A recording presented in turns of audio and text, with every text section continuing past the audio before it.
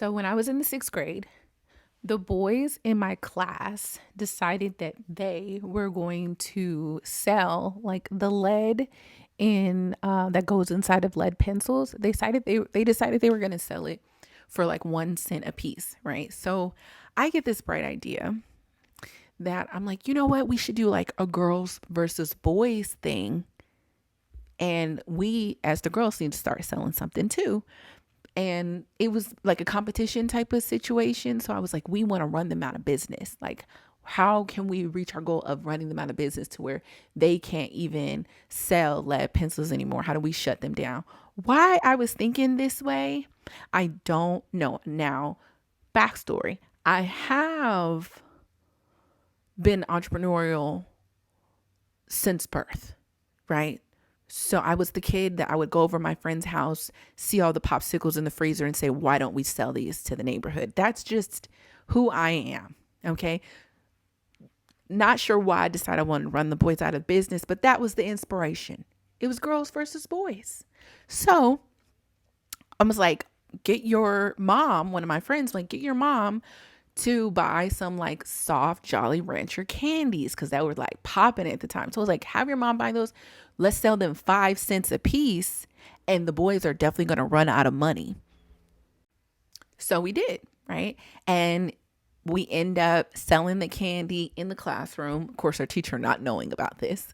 And it got to the point where like the boys, they were buying so much candy, they could not even stay in business. They couldn't even sell lead pencils anymore because they were in so much debt at that point. They were in so much debt to us by this point that they were out. So we were like, okay, but it wasn't enough running them out of business. I'm thinking, let's expand, let's expand to the rest of the school.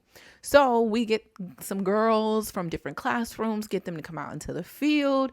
I mean, I am doing MLM at my school at this point, okay? Telling them, hey, you sell a piece of candy, you get this amount. We're going to collect all the money for each week, and then we'll split it all, and so we'll have some money. Mind you, we're 12 years old. Logistic wise, really did not have it figured out.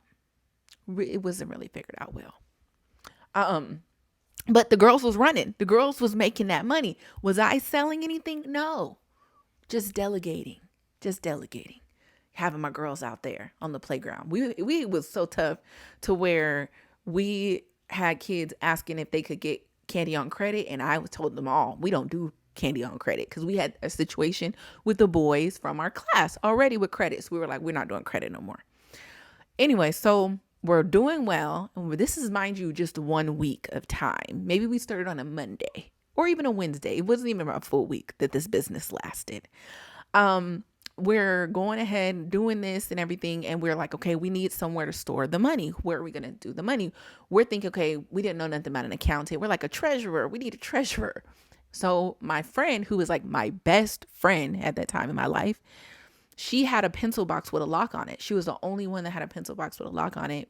So we were like, okay, we're going to use hers. She's going to be the treasurer because she's got a pencil box with a lock on it. Entrepreneurial mistake number one.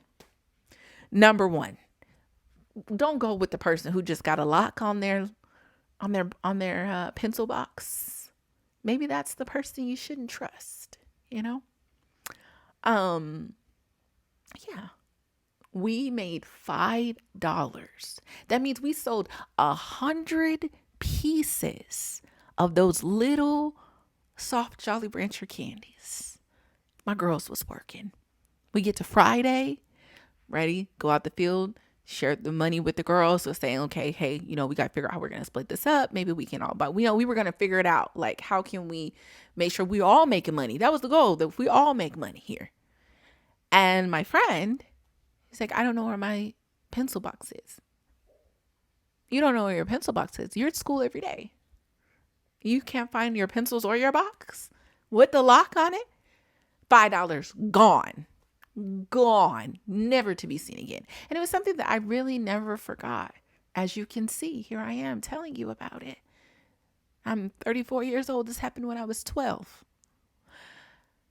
But it was an entrepreneurial lesson that I learned. Now I am doing a startup in the healthcare industry and also in entertainment right now that I have a business partner with. And I'm bringing all of the things that I've learned over the years. And so I know a lot of people think that like when they think about writing your own checks, they think about Oprah, like make sure you pay attention to where your money is going and being put out. But that was where I learned that at. I didn't get it from Oprah. I got it from the girl in my 6th grade class who stole all the money that we all earned from our candy business. That's where I learned, you know what? You need to make sure you understand where the money is and where it's going and cut your own check.